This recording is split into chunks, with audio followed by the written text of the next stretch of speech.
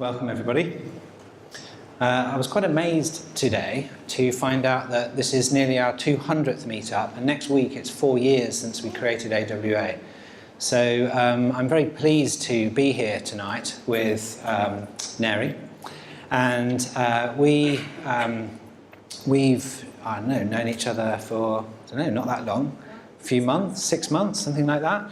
But what really struck me about Nairy was her passion for change and to making working lives better, which obviously has been running through AWA for the last 4 years. So I'm very pleased that we get to co-create something with you tonight, and I'm hoping that this is going to be a little bit different than perhaps things that you're used to, but you'll see as we go through. But before we actually start, I would like to thank Moo. Thank you for hosting us. As always, these events are not possible without the support from businesses who can create this, give us this amazing space. And it's always a pleasure to be here with the colourful kind of the decor and all the stuff coming down. And I always know that every time I'm here, we're going to continue using you for our stationery and all of our stuff. So thank you for that. I'd also like to thank Peter here, who's going to be filming tonight, as all of our AWA things are filmed. And for those of you, I see so many familiar faces, probably all know this already. I must have said this about 1 million times, or 200 times, that on our YouTube, all these things, all the past meetups and all that kind of thing are there. And so tonight is no different. Today, or this week, you may be or may not be aware that this is National or International Facilitation Week. So this is the perfect time to launch this new kind of series of meetups, which I'll explain later, around facilitation and systemic coaching, and we'll explain what those are. So this is kind of tied in with a whole set of international events. So you can feel part of something huge for tonight. Okay, good. So we have an agenda, and we are actually planning these things, which is always good to know. So we've already done the first part of the agenda, so always satisfying just to have a little tick on the task list. So we've done the first bit, which is eating food and networking, hanging out. So we can tick that one off. So we're going to have a look. I'm not going to take you all through this list because that would be tedious and boring. So if you want to have a quick read through the agenda, this is roughly the flow for this evening.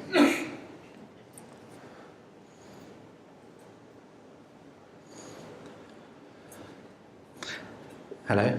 Just checking, do you need No, to be in the video? Mm-hmm. Oh, do I need to be in the video? Yeah, because you're not captured. Me? To be in to be seen in the video. Oh, okay. So just checking. Oh, I didn't know that. Am I out of the video here? Or am I in? Ah. Oh, there's the video. This is the video thing here. No, this is something else. Okay, no, we're in the video. Okay, cool. So we're all in the video. Thank you for that, because that would have been really weird on the YouTube thing. It's just this ghost voice coming through. But luckily we're good. We can stand anywhere. But thank you for that. Okay, right. So enough of the agenda. So we're going to be doing loads of stuff basically, and it follows an order. Okay, I wanted to talk to you a bit about where I see agile right now, and the current approach that I'm seeing in organisations and through the community and across the industry in general. So for those of you who don't know me, I'm the founder of AWA, and I have the very fortunate position of being able to work across multiple different client sites through our consultancy. I've also been very fortunate position to work with people all over the world who bring different ideas and frameworks and coaching techniques and things from all over the world. And what I'm seeing is a very similar pattern in the agile industry. And unfortunately, what I'm seeing is that we're being less effective as an industry, not you particularly, but as an industry we're being less effective than some of the sort of dreams and the hopes which I certainly had when I came into kind of organisational change. And it's a lot harder than I first thought, and certainly this seems to be the case. And I think the main reason for this is because the systemic thinking as it's involved has kind of always had one thread in common, that there's some kind of expert, there's some kind of leader or agile coach the latest things, the Agile coach being the expert, but this has gone back many, many years that we have the expert up the front, a bit like kind of me standing here now, and this kind of like, this approach is, unfortunately, when it comes to things like self-organisation, the expert telling you to self-organise is kind of like there's something odd going on there. And what I'm seeing is this idea that as leaders, as our own leadership and our own agile coaching function is to kind of sell these ideas to leadership. And I get asked this all the time on classes: how do I sell stuff to leadership? How do I convince people that we need to be doing agile? And unfortunately, I think this is self-defeating.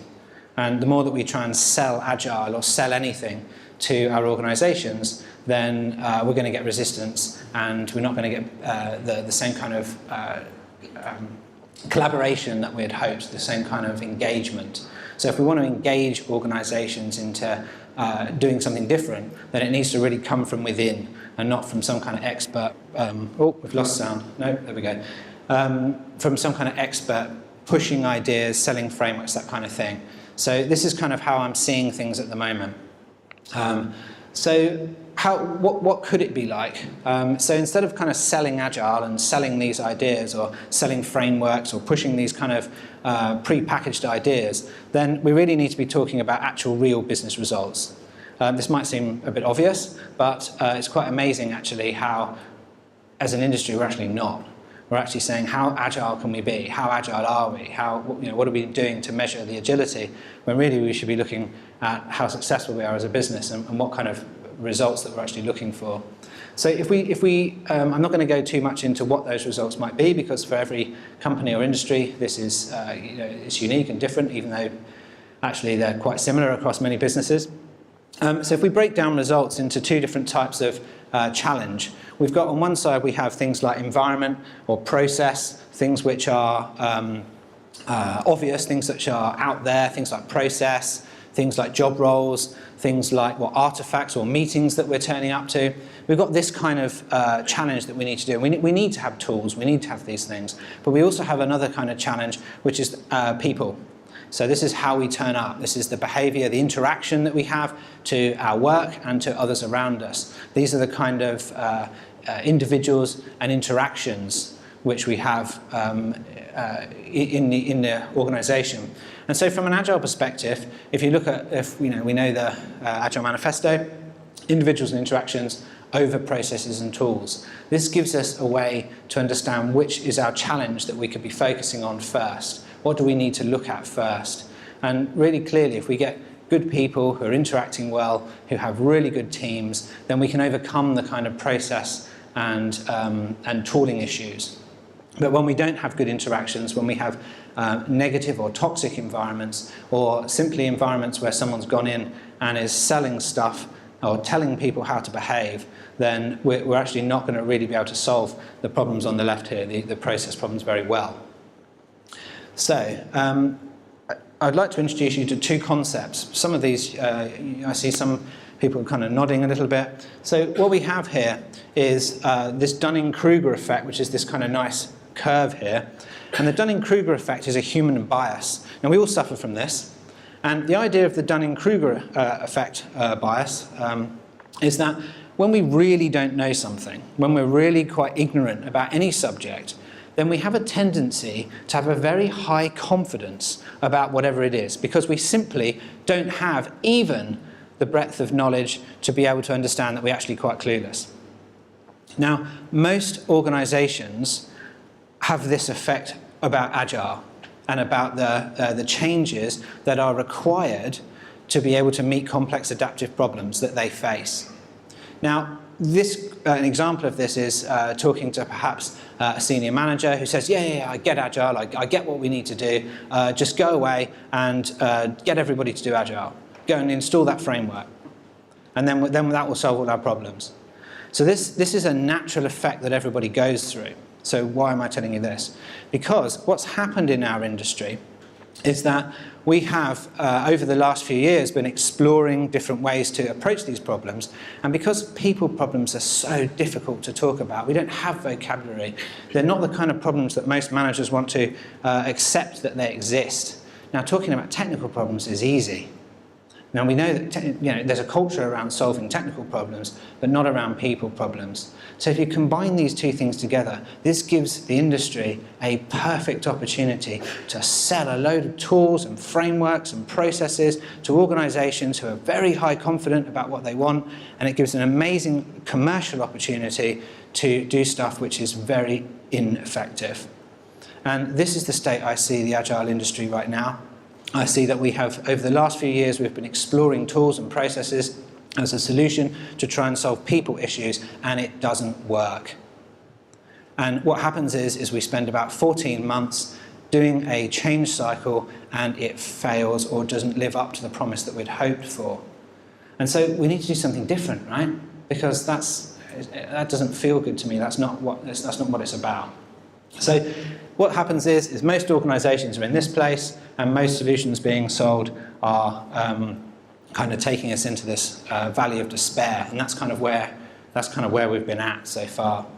So what can we do about this? Well, actually, what presentation would be complete without a deal, but if you would like to read that.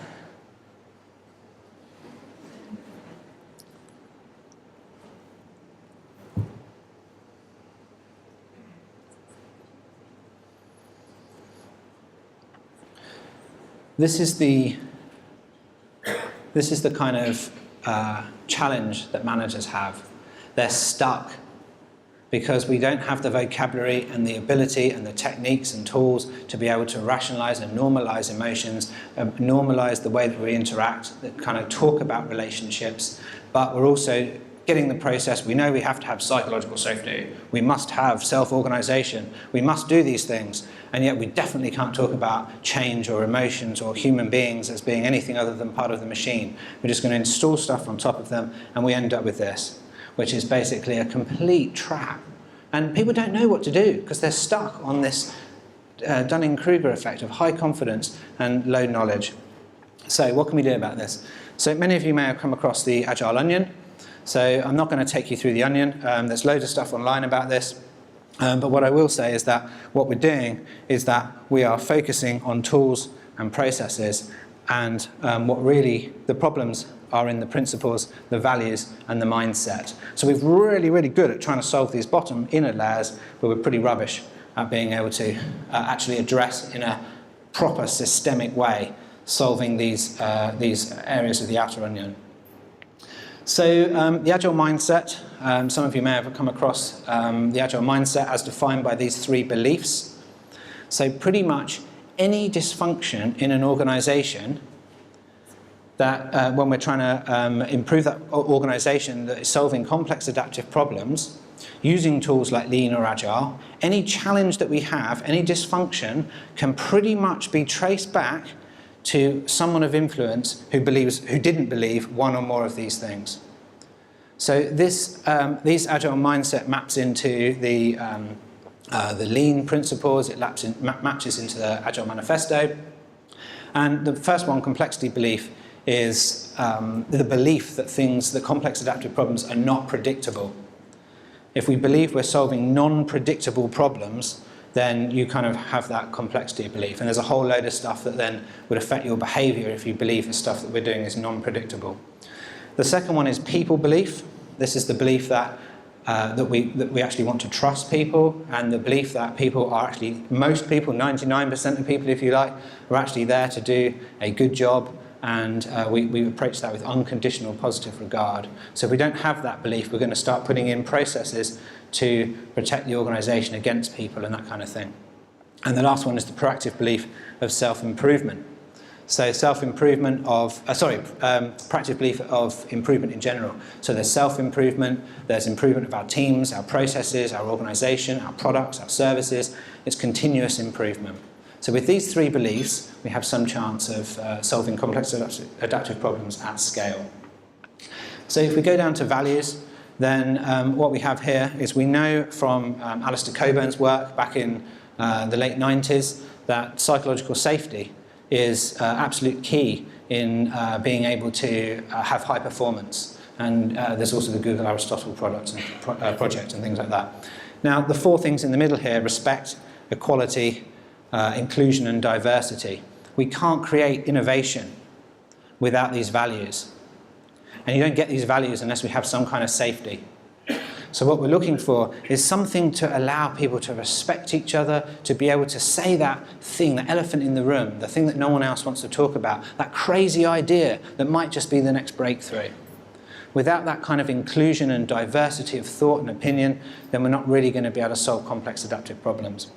And then the top one up here, this big long green block, this is about emotional self-management. It's the willingness to try and manage our own emotional responses, because when we do have diverse opinions, when we do have inclusion, we are going to hear things which rock our boat. And that's going to elicit a psychological stress response and an emotional response, and we would need to be willing to actually manage that within ourselves so that we can still work as a team. So these are the kind of values which we need to which are conducive to solving complex adaptive problems.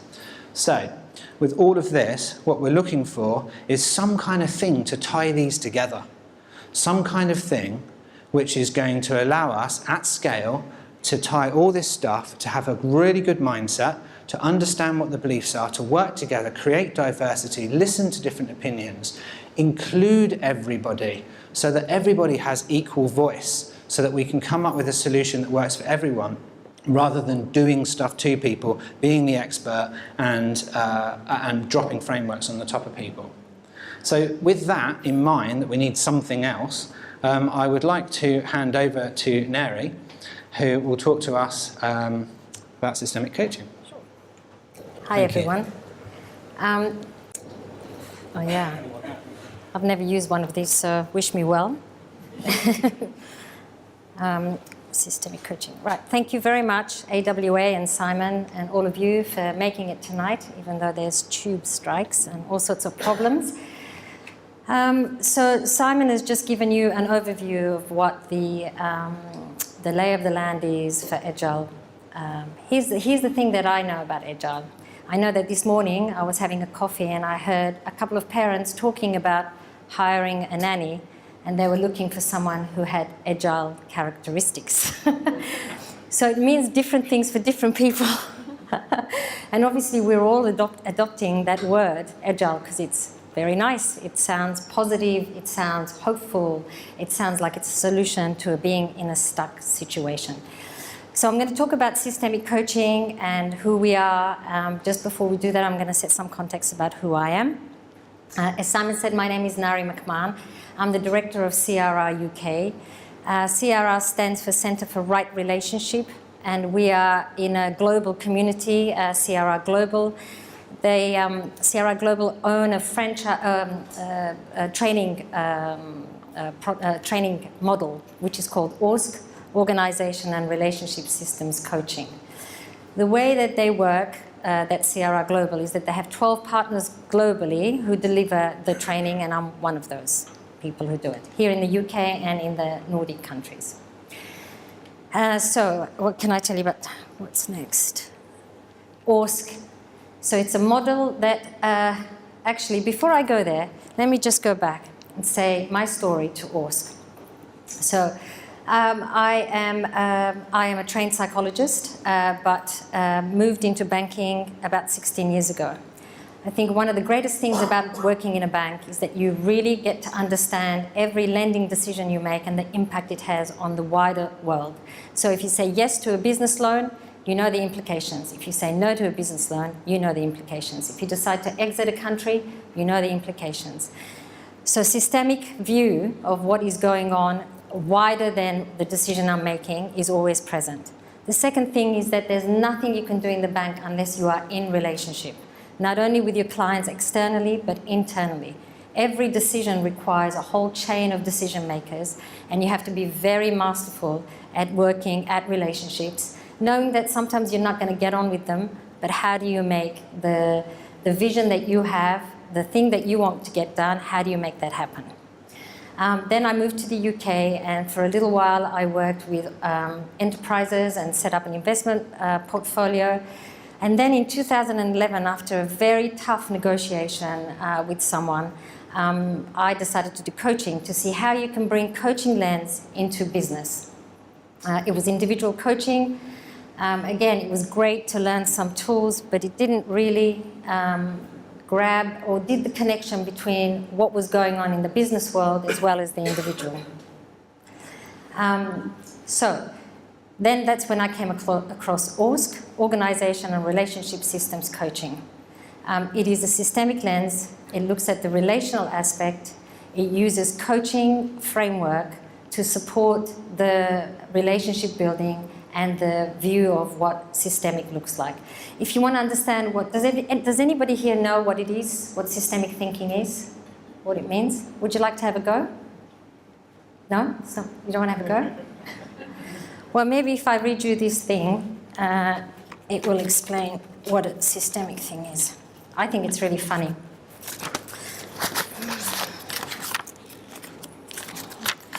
Does everyone know about the World Health Organization cat dropping experience in the 50s? So in the 1950s, there was a classic example of failure to use whole system thinking when the World Health Organization tried to help a tribe on the island of Borneo.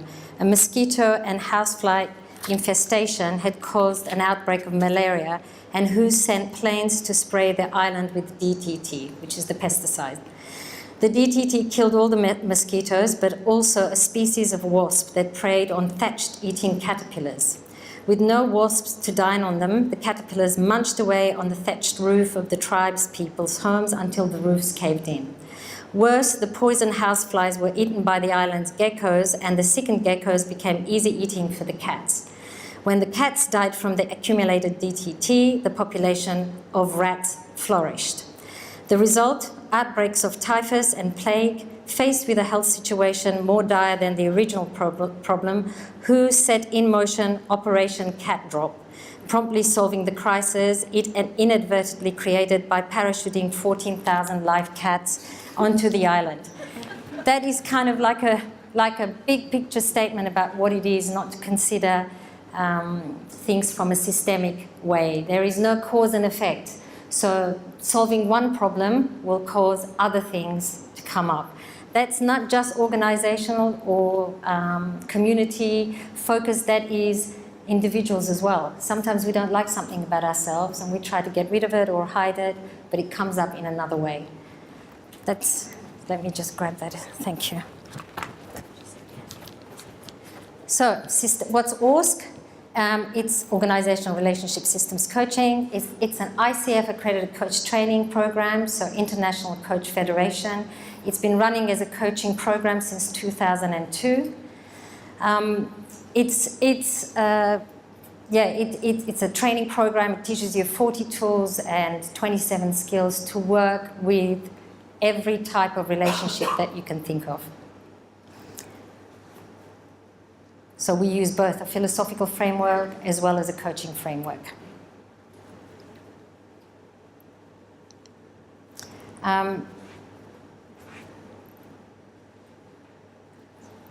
One of the most important things about ORSC is that it focuses on not just looking at what is going on outside of you. Every interaction that we have with someone else has an impact on us. So we create the coaching space for people to consider how they are in relationship with other people and how the relationship that they have with people impact the way that the organization or the project works.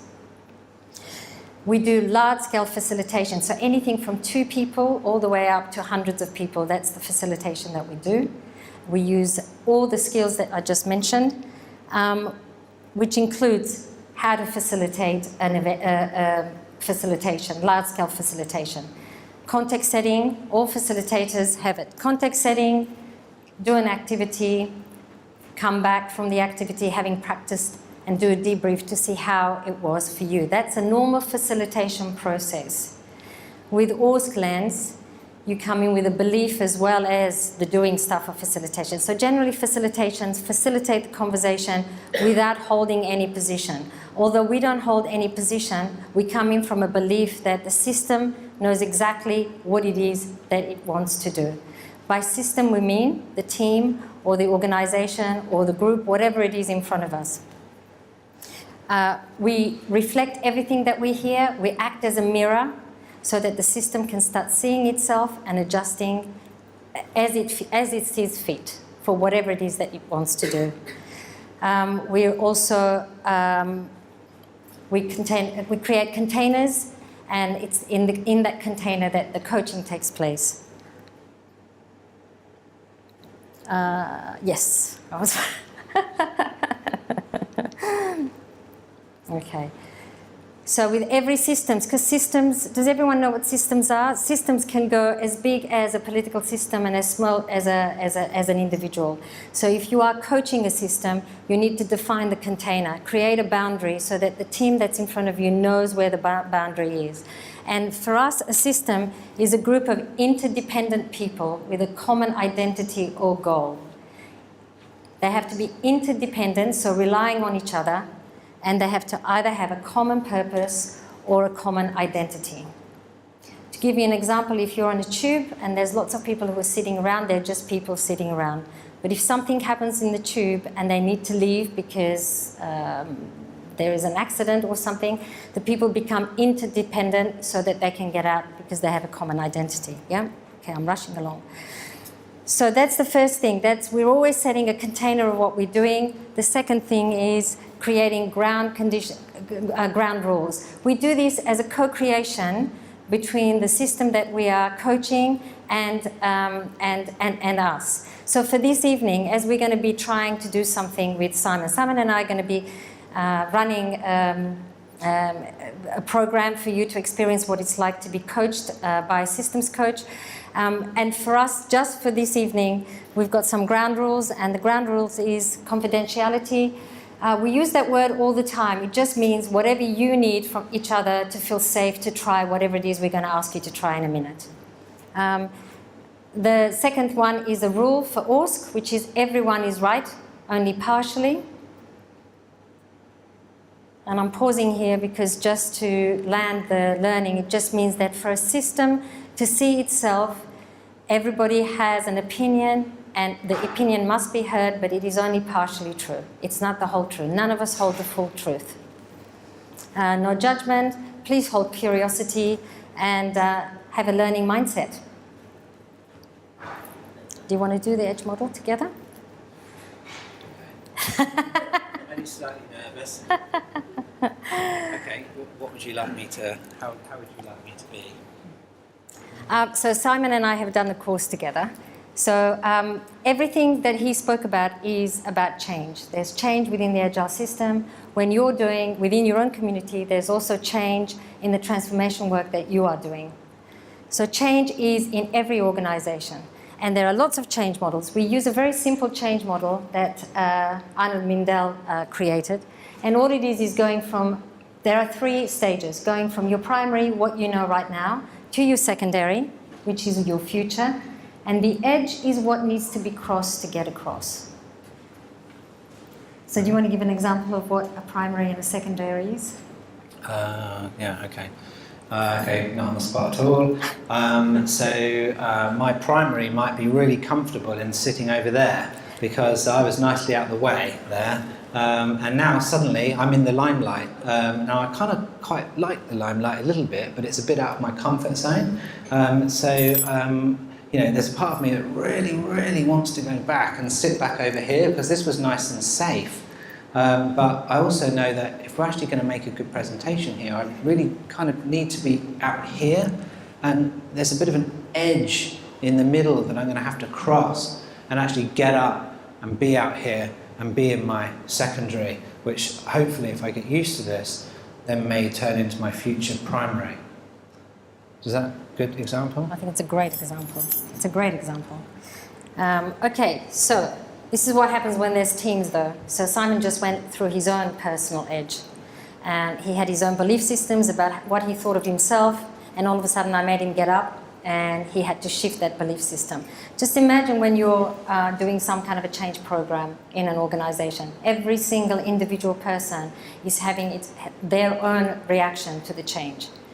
And every single team is having a reaction to the change that the organization has just announced. And every single team has their own past and future expectations. So that is what it looks like in an organizational context. So sometimes when you think it's a great idea and you get the team across, but nobody else in the organization is doing it, it's because they're all crossing the edges at different times. And for an organization to go from primary, what is known, to its secondary, it has to have more than 40% of the teams or people agreeing to the change, unless, of course, there's a global reason for it to be forced into a change position. Yeah? Okay. Agile and change.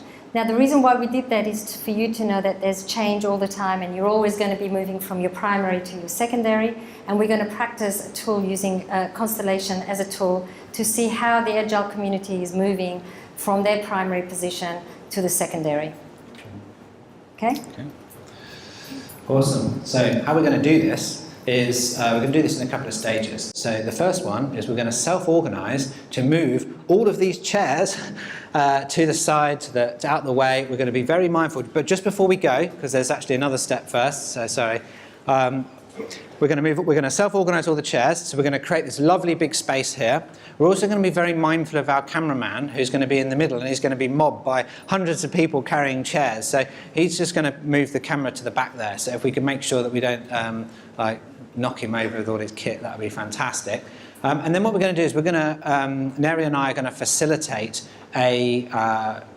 this constellation. So you may be aware of constellations. However, even if you are, please keep an open mind, because we're going to be layering on some stuff into that. And we're really going to be asking you to kind of look into your own growth and your own kind of edge, if you like. And then after this exercise, we're going to come back again and we're going to put our seats back again. So when you're stacking them up, bear that in mind. We've actually got to get them back again. So that could be something to bear in mind. And then we're just going to finish off with about 5-10 minutes close. Does that sound good? Okay.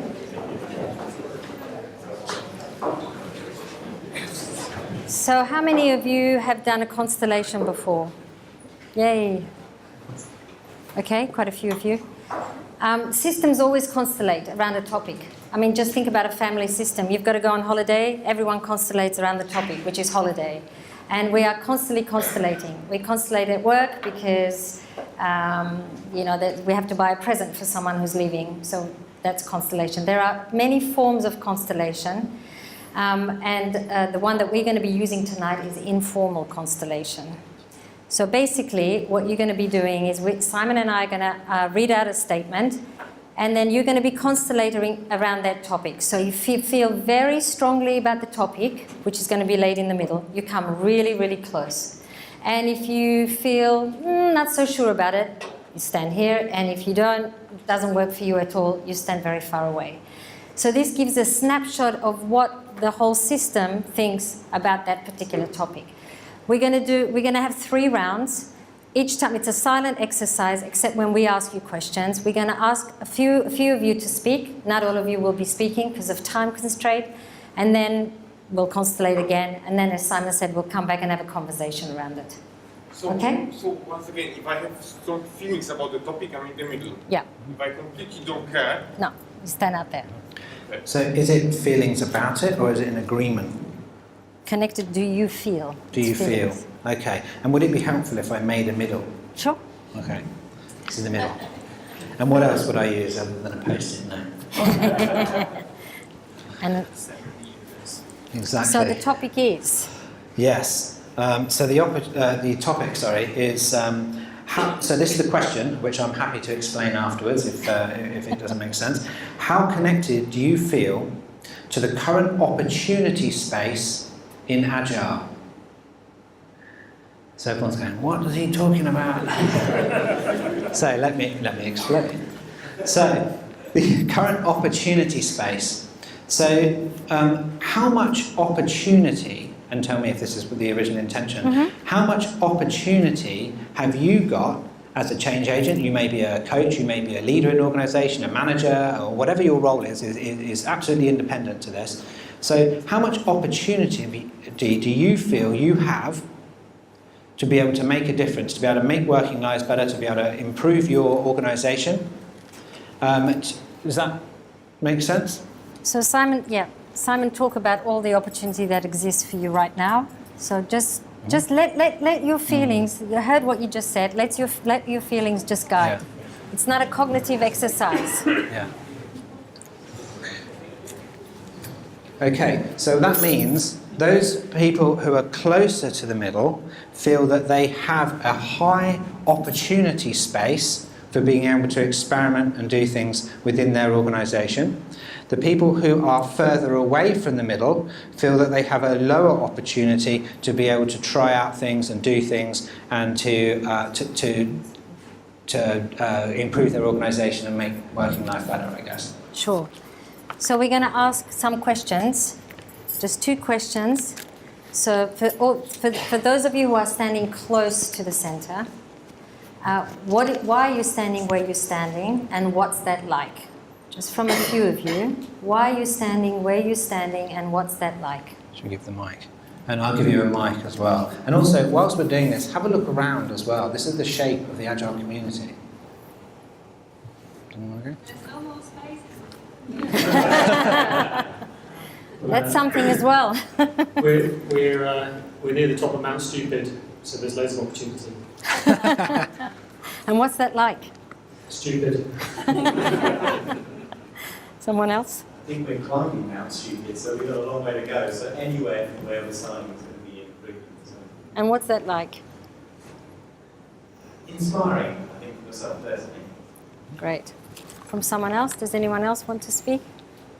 I'm starting in a new role as an agile coach, my first outing as an agile coach, so I feel really inspired for the person I'm really working for, so that's why I feel I'm here in the middle. It feels really good. That's great. I'm working as an agile coach, and the organisation I'm working with are at the stage where they're trying lots of experiments, so they're willing to really find out more about agile, so there's lots of opportunity at the moment. So what's that like?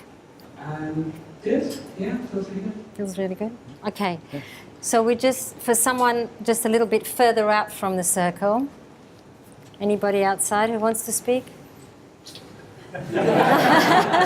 If you would like to speak, if you would like to put your hand up, then I Yeah. can pass you the thing. We've got one here. Did you want to speak? Or? No? Okay. There's a person. There we go, thank you. Why are you standing where you're standing, and what's that like? So that's sort of standing in the middle. Yep. Because the organisation that I'm working at as an agile coach has been doing XP for about 12 years.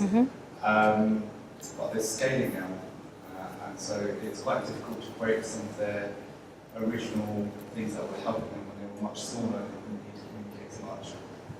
And helping them build practices that support a larger group is challenging but making progress at the same time. So it feels scary. Feels scary. Okay. Anyone else? Feel free to raise your hand. Yep. Don't be shy. Okay, over here. So I'm also third right, because I'm in an organisation where they have been doing an agile transformation for about 12 months or so, so they're when I'm in Mount Stupid, and into the, God, this is going to go on forever. And quite at the moment, I'm probably with them. They might be going at this forever if they don't pick up some better scalable behaviours, because they're also trying to scale their agile. But they're doing big bump into the, we've done it all nicely in development. Now what about the rest of the organisation? And how do you So feel? what's that like? It's exciting, but it's actually incredibly draining, because when you look at the landscape, there's such a lot that needs to change. It's that classic dip of kind of like, wow, there's a lot. Is where I'm at. So it's kind of intimidating, but also exciting. Okay. Good. So I'm working with companies who are generally going through an enterprise transformation. The problem really I'm just about here is the opportunities are kind of limited for change due to implementing a framework. So a lot of the focus is on the framework, the training, and putting in place rather than the behaviours and mindset. So it's kind of frustrating and challenging because the opportunity is kind of limited. Thank you. Anyone else? I I'm motivated Oh, to sorry. speak because I'm the most on the outside, I think. Yeah. I'm a backend developer, not a part of management in my current company, and there's plenty of people who are managing, so they completely will listen to me. Company is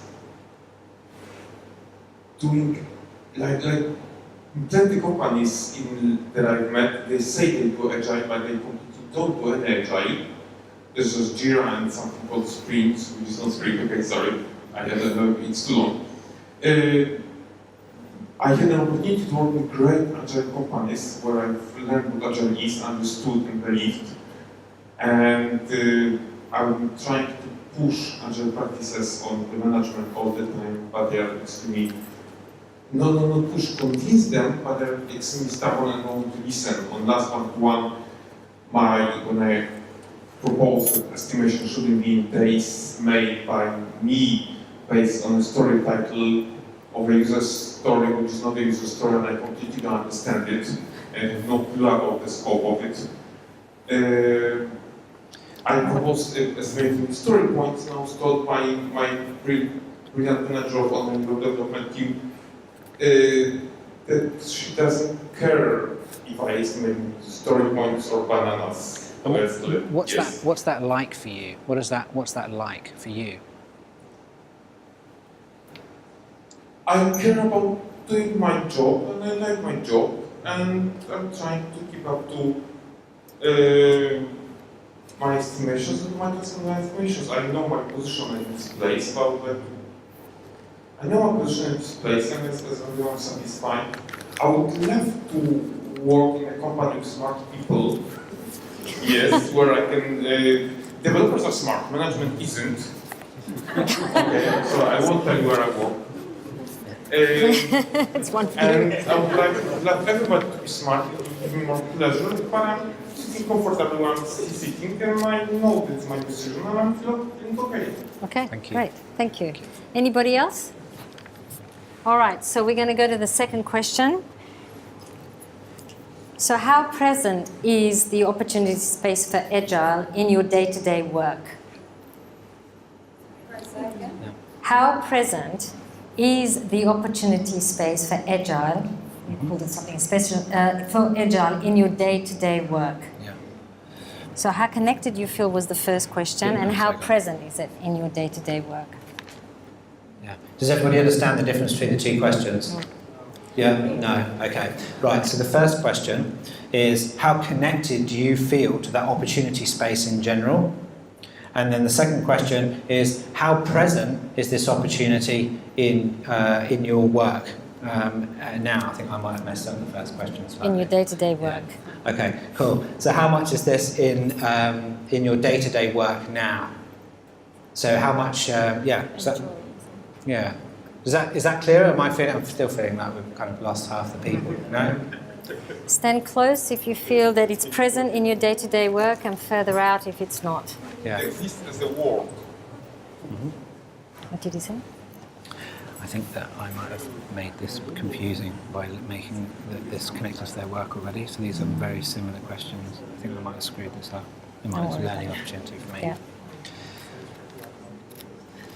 So has it changed? Okay. Do you want to have a look at the constellation? In our day-to-day work. In So- your day-to-day work. Yeah, your so this is day-to-day in your work. day-to-day work. Yeah. Okay. So can I ask you, the center's there, you're standing, no, the center is here. Okay. Yeah. Has anyone shifted? Did people shift? Yeah, there's a few Okay. clues. Okay. So if someone who's shifted would like to say something, yep. Okay. What's it like where Thanks. you're standing? Why are you standing where you're standing, and what's that like? I was over there before because I don't feel that connected to it, because I work in a place where I think everyone feels that they are agile. Right. And so when you try to give advice, they fall on their face. Right.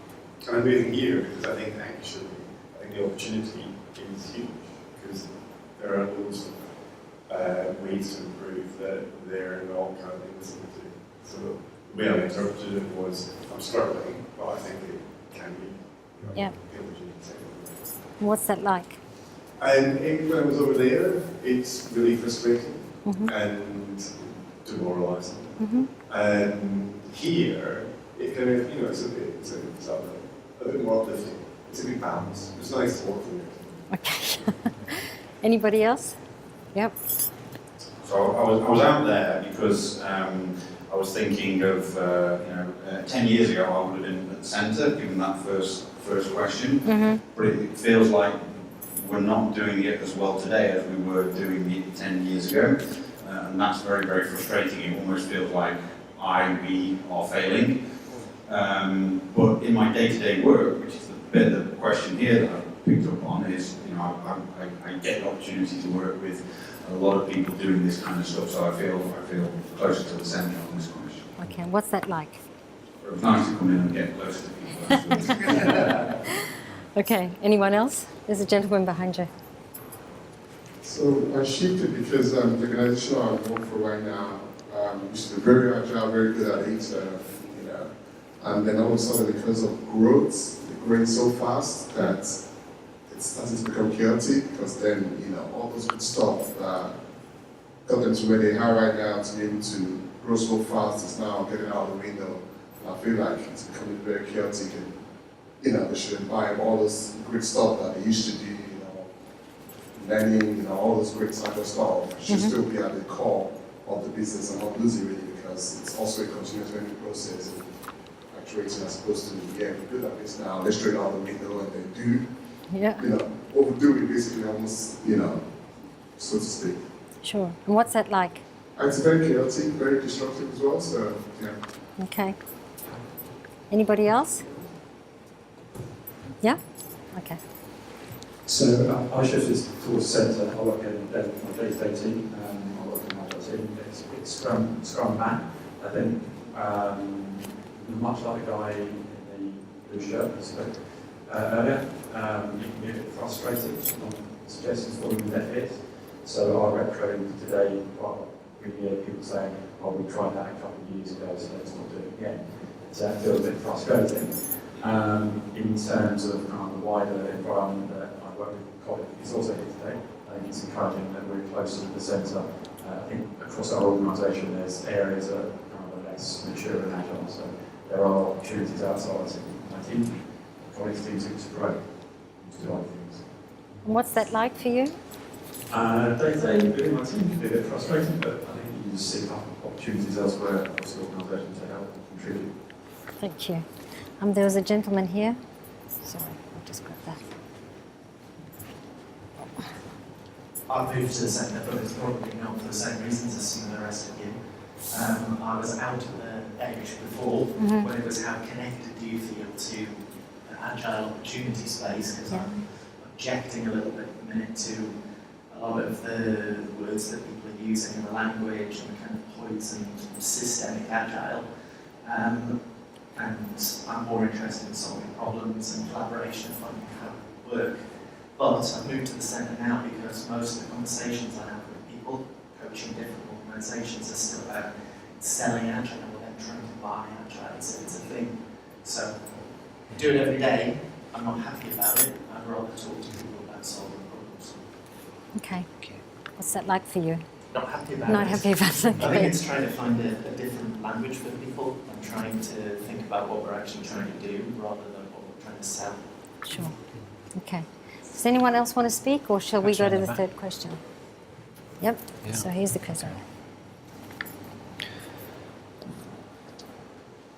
So the third question is, how present would you like it to be?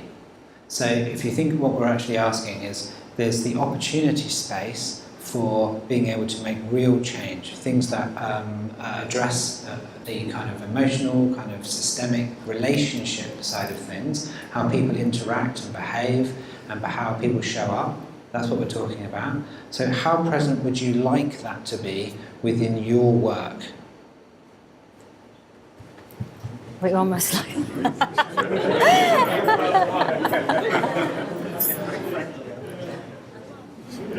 Okay, so I'm kind of assuming from this big huddle that people on the outside kind of are wanting to be even further on the inside because we're kind of as close as we can be. So what we're going to do is, in the intro, sorry? Do you want to hear from a few people? Yeah. Should we let's hear from a few people? Okay, so I'm actually going to come all the way around here just to make a complete change and see if there's anybody who would like to talk roughly in the middle somewhere, but I'm going to do it from the back because I think that might shake things up. If you want to raise your hand, if you would like to speak about where you are right now. We'll start from the middle and we'll work out. Don't be shy. Hi, I guess I'm feeling pretty lucky at the moment because I'm in the middle of the hole for all three questions. And I really think that's because we've been on a long transformation at the company I'm at, 3.5 years. You're right, agile transformation, well, it never ends, right? Because we're always continuously improving. It will never end. But I think where I am at the moment is I think we've reached that tipping point at the company where people are starting to realize that this is not going away. And the laggards, so we've done the early adopters, we've now got the laggards who are now coming along and going, okay, we're on board. And our pull right now is bigger than we've ever had to deal with. So hang in there, troops. What's that like? Awesome! Anyone else? Anyone else? So similarly, I've also been in the middle for all three questions. The first time is because I've just started a new job as a lead transformation, and I feel really positive because I've just joined the company, so I'm in that phase where I'm kind of a bit fearless, and I have this false hope. But actually, I'm really hopeful because the management team in the organisation that I work in, they've actually gone through the transformation journey for the last couple of years. And so a bit that sort of goes right now that I saw earlier about sort of processes and installing tooling and etc. I think people do that at first because that's almost like the easiest thing to do and that's the most measurable thing to do. And I feel really excited because I'm going to come in and I'm going to take risks essentially and focus on the people side of things, which is harder to measure. But if I focus on the outcome, I think that's the crucial thing to get right. Is the communication, is the collaboration. Very happy to be in the middle. What's that like? Happy. Okay, great. You said happy. Anybody else? But, yeah. Leaping into the unknown. Yay. Anybody else? Anybody else further out who would like to express their view? Okay, if you wouldn't mind passing the mic over that way, please. Do you want to do this or not? Normally what you do is you talk in pairs for next section, or do you want to leave it and do it together? So I think at work right now I'm in a bit of an agile bubble, and what that means is that the team that I'm working with and the teams that I'm working with are turning up as themselves, and we're working really well together. So I think from a lot of the feedback that we've got as well, everyone feels that they're in that kind of agile environment that we want to get to, where the mindset is really there. It would be great if the rest of the organisation could also turn up like that too. So I think where I'd like it to get to is where everyone in the company turns up without wearing a mask. So I think the people that I work with on a day-to-day basis turn up as themselves, and that's great. So people working on self-awareness, the emotional intelligence side of things would be amazing. So that's where we're at. What's that like?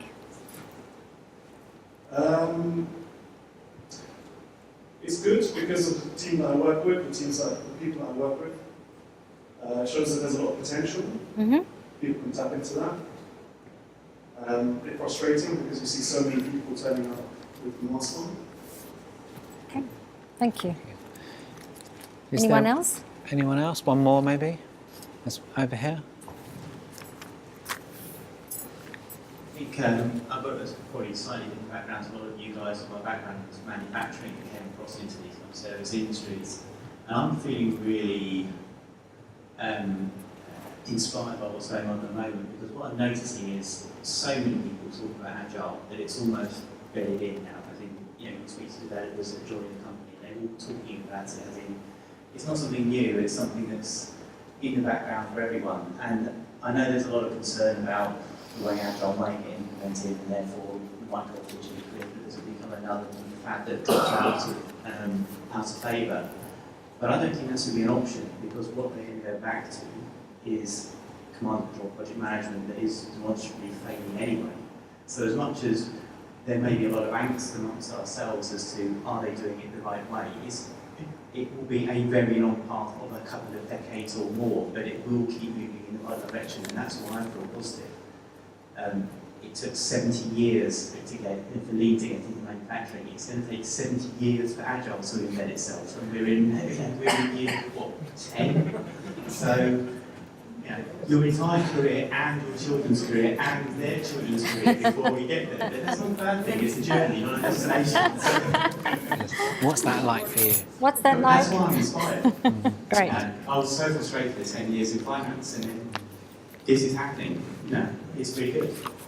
Thank Great. you. Okay, so we're going to go on to the fourth part now. And this one we're going to, you can take a bit of a step out and go, whew, that was a bit awesome. Okay, so the fourth question, we're actually going to do this in pairs.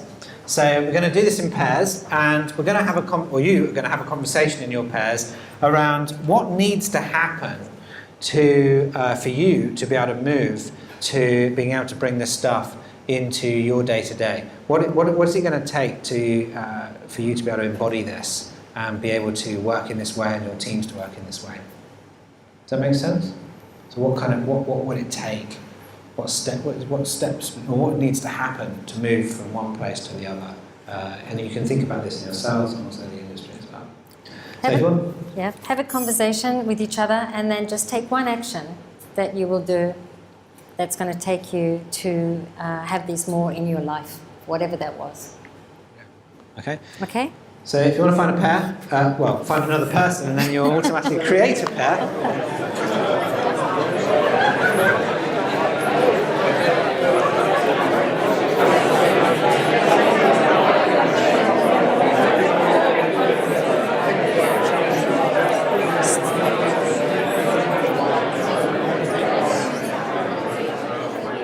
You can continue with the conversation after the session. Sounds like you're all having a good time. Okay, so we're going to now sit down and have a debrief about the process that you just went through. So shall we just get the chairs back again? Or yep. Yeah, sounds good. Want to sit down as well, Simon? So what was that like?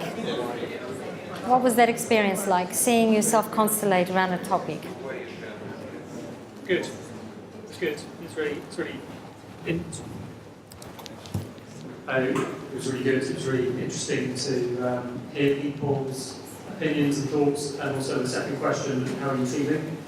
I think it's really interesting and really insightful, and it's a way to get quite a lot of understanding from a large group of people very quickly. Yep. Can I ask you, how would you use this at work?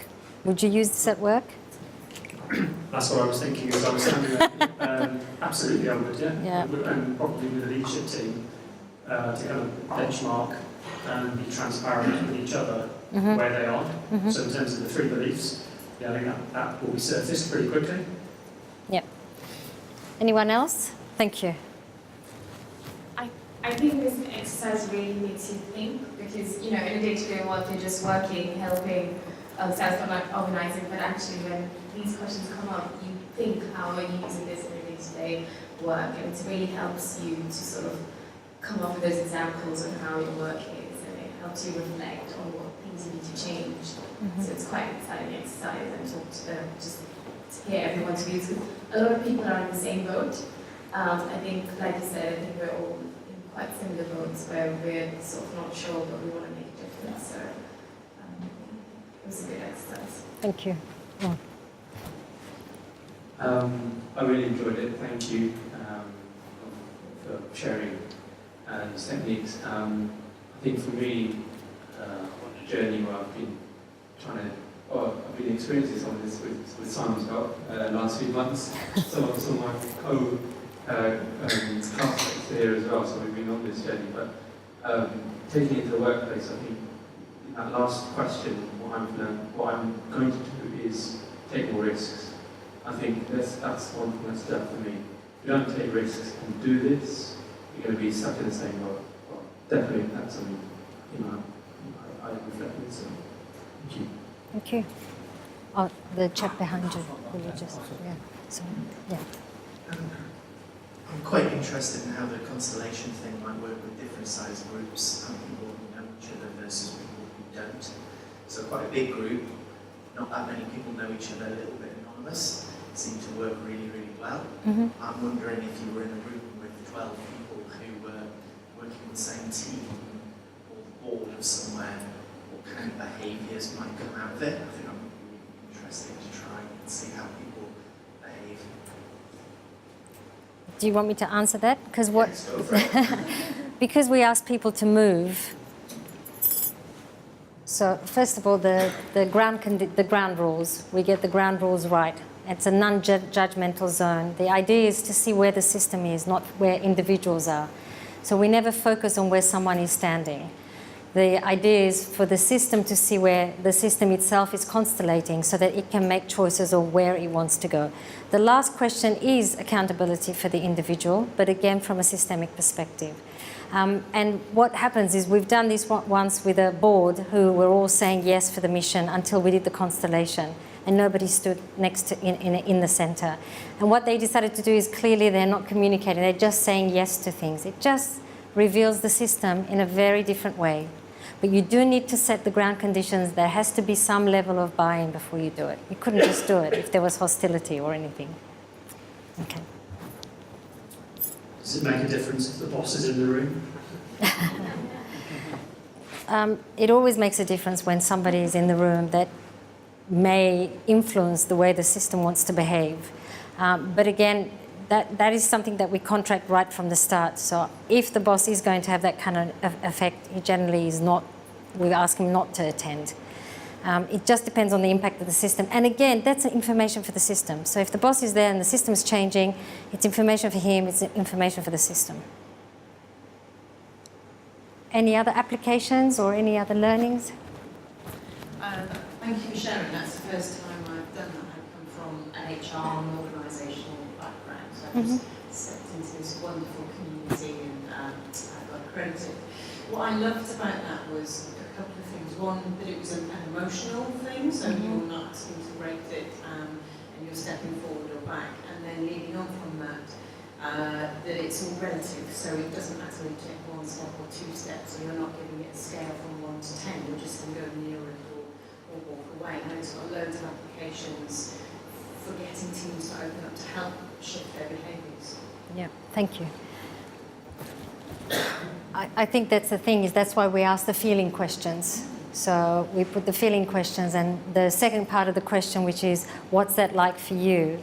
What's that like? Is to make them think more, to make you and us, because it is difficult to own up to our own feelings, but to own up to the feeling of what it's like. Do you want to, anybody else? No? Okay. Good. So hopefully we can start to see that there are, this is just one tool amongst many different facilitation techniques and a whole wealth of tools from the ORSC background, which can start to give us a rich way of actually engaging in a facilitated and structured way to for allow us to start expressing things that make us human beings and start to show up as a whole person. We've got a short video. Yep. It's only about 3 minutes long, but there's actually a lot more people who would have been in this video, but we cut it right down so that you're not sitting here for ages watching the video. I'm so glad you're here at this meetup. I am really interested in a systemic coaching approach to agile transformations. I have been for a long time, and now I'm going to be able to get to do some experiments with folks in your community. And I hope that what will happen is we'll create patterns that can be used throughout the agile community so that these agile transformations can have at least as much of a coaching approach as they do a consulting approach. There are ways forward. There are new possibilities that get born just from having more relationship systems intelligence. So bravo, we're on this train together. People power all the improvement, not your practices. So engagement of your workforce is what actually scales, not your framework. People power all of the improvement, and they also power all of the impediments. So the largest question you could possibly ask any agile salesman is, Do my people have to be engaged for this stuff to actually work? You know, and then if they do, what is your plan for engaging my people? I created an engagement model called Open Space Agility. My feeling is if you use that or better, you will succeed with engaging your people. That as a coach, we are doing the best service to our clients when we are simply a mirror for what's happening inside their system, where we simply reveal the system that they are operating in with all its warts, with all its beauty, because there is enough intelligence and wholeness. And certainly we don't have all the inside knowledge to figure out as coaches what the best thing is for clients to do. If we facilitate the process properly, it really helps the client come up with their own solutions that by definition they buy into and they can execute. And this makes a huge difference to the people that we work with to create lasting positive change for them. You've probably heard about a lot of the research on high performance teams. You can define performance however you want. Maybe that's like more productive. Maybe that's like more joy. You know that some of the key elements to this are things like psychological safety and team emotional intelligence. And a really common next question is, okay, so how do I do more safety? How do I do more emotional intelligence, more team emotional intelligence? What are the specific things that can get us there? A lot of the things that get us there are things like core protocols, like just being able to know that it's safe to opt out of anything, that whatever you do, it's because you're opting in, it's because you want to do it. Sharing your emotional state, just being able to say, I feel happy, I feel mad, I feel glad. Practicing these sorts of things lead to a high sense of safety and obviously more emotional intelligence. These things lead to outcomes like more diversity, more diverse views being shared in the team. And you get a diversity of ideas in the team, sort of an ecosystem of ideas. It's funny to me growing up as a software developer that everything is actually about relationships between people. I used to think it was all about writing code and joke about relationships, but actually it's all about how we're relating with each other, how we're working together with each other. What we're looking for in the next coming months is to run a program of events which are going to turn the meetup a little bit on its head. So I'm hoping that this is the last time. I mean, obviously there'll be a few meetups here and there where we'll have speakers come in and things like this, but we want to turn this on its head. Hopefully this is going to be the end of Sage on a Stage. This is the last time we're going to be up here presenting loads of stuff as the experts. From now on, we're going to run different facilitation techniques for engaging your teams, your programs. If you think about Agile as a product or software delivery, what is that system? How can we create that system in a room? We're going to be showing with various different people, some of the people you've seen on here, there'll be other people as well. We're going to be looking to create a program of events to teach you and anyone who wants to turn up how to facilitate this stuff, how to create safe spaces at work, how to create real systems which can relate to each other, and how you can coach them and not be the sage on the stage. So for that, what we're going to be looking for is some people who are really into this, who really want to embrace this, who want to volunteer to come and help out, to learn this stuff, and in some cases have a go at facilitating yourself some of these techniques over the coming months and the coming year. If you are interested, there is a URL here, AWA-LSF, which stands for Large Scale Facilitation. So if you want to go to this address, take a photo of it now or write it in a browser. If you're interested in participating in this, then when you go to that URL, you will find a form to fill out. It's only got about 3 fields on it. It's not an epic. If you would fill that out, then we will be in touch and we will hopefully be able to include everyone who wants to go, but certainly it will be sort of first come, first served and that kind of thing. So feel free to engage with that with us as a community so that we can truly create the wisdom from the community to solve our problems from now on, rather than the experts on the stage telling you how things are. We've all got such a massive wealth of information and knowledge and experience in this community, and we want to create something where we can learn from each other and learn the kind of techniques to bring that out, and that's what we're going to be doing from now on. Okay, so I'm assuming that those who want the URL, it's also, we're going to be, as we are filming it, you can check this out on YouTube in a few days. So support from, oh, we're seeing from Lisa again. Thank you, Lisa, that's awesome. Okay, so, yeah, it's awesome, isn't it? Okay, so we've done that, that's cool. And now we want to, so we do have some training classes as well on this kind of stuff. So there's AWA training classes, of which we've got a few dates here. You can check these out on the website. So we'll be running, some of you actually I've seen have been on those training classes, because I'm seeing lots of faces here have been on my classes. So we have some classes coming up which are around large-scale facilitation, and it's very specifically in the agile space. And then also we have the Orchestra, or we, Nairy, I should say, has the, there's an intro course here. Do you want to say anything about that, to hand over? Yeah. It's a two-day introductory course into systems thinking, and you learn 6 great tools and 6 great skills that you can use straight away. That's on the 22nd and 23rd of November. If anyone's interested, please get in contact. Look forward to welcoming you. Cool. Okay. Thank you. So I'm hoping that we can see that there is a different way forwards. We still need all of the agile and lean skills, understanding about organizational structure. We still need to understand about what a backlog is, and we need to know how to prioritize stuff, and we need all those things, absolutely, for sure. We're not taking away from that. This is individuals and interactions over processes and tools, and it's about time now we started learning about individuals and interactions, and figuring out from that we can figure out the processes and tools later. Thank you very much.